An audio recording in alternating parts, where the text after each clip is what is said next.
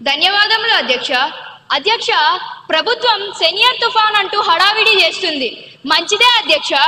కానీ నిన్న గౌరవ ముఖ్యమంత్రి గారు ఒక ఆజ్ఞ జారీ చేశారు. 7 రోజులు ఎవరు సముద్రంలోకి వెళ్ళకూడదని. అధ్యక్ష, నేను ఈ ప్రభుత్వాన్ని ఒక్కటే అడుగుతున్నాను. మీరు వేటను నిషేధించారు, బాగానే ఉంది. మరి ఆ మత్స్యకారుడి ఇంట్లో ఆకలి కూడా నిషేధించారా? 7 రోజులు వాళ్ళు పస్తులు ఉన్నారా? వారికి భరోసా ఏది? కేవలం పేపర్ స్టేట్మెంట్లు ఇస్తే పట్టు నిన్నదు అధ్యక్ష. మా డిమాండ్ ఒక్కటే, ఈ రోజు సాయంత్రం లోపు ప్రతి మత్స్యకారుని ఖాతాలో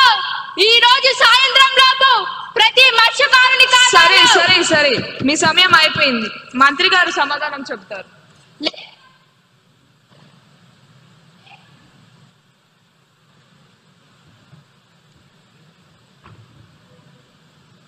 మంత్రి గారి సమాధానాన్ని ప్రవేశపెట్టండి. అధ్యక్ష, అరుచుకోవడం కాదు అధ్యక్ష, వినండి. మీకోసం కాదు, ఆ మత్స్యకారుల కోసం చెప్తున్నా. మీరు అడిగింది ప్యాకేజీ లేదా వృద్ధి, అది తాత్కాలికం. నేను ఇవ్వబోయేది శాశ్వత పరిష్కారం. రాసుకోండి రికార్డుల్లోనే. ఇది నా స్టేట్మెంట్. ఇకపై తుఫాను హెచ్చరికల వల్ల ప్రభుత్వం ఎప్పుడైతే వేటను నిషేధిస్తుందో ఆ నిషేధిత రోజుల్లో ఉపాధి హామీ పథకం 10 దినాలుగా పరిగణిస్తాం.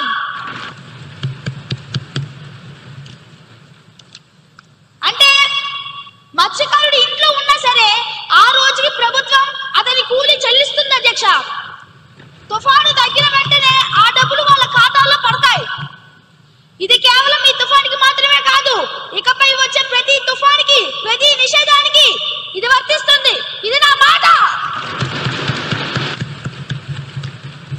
ఇదొక చారిత్రాత్మక నిర్ణయం. తదుపరి అంశం.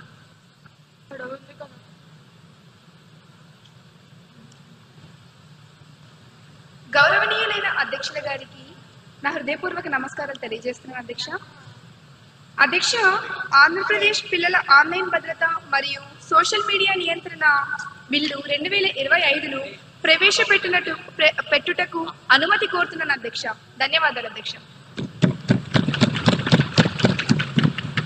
మంత్రి గారి ప్రతిపాదన సభ సమక్షంలో ఉంది.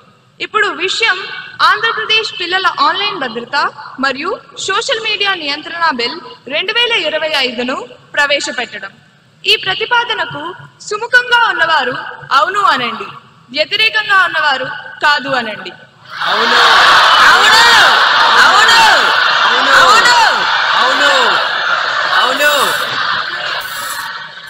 అవునన్న వారు అధికం. ప్రతిపాదన ఆమోదించడమైనది.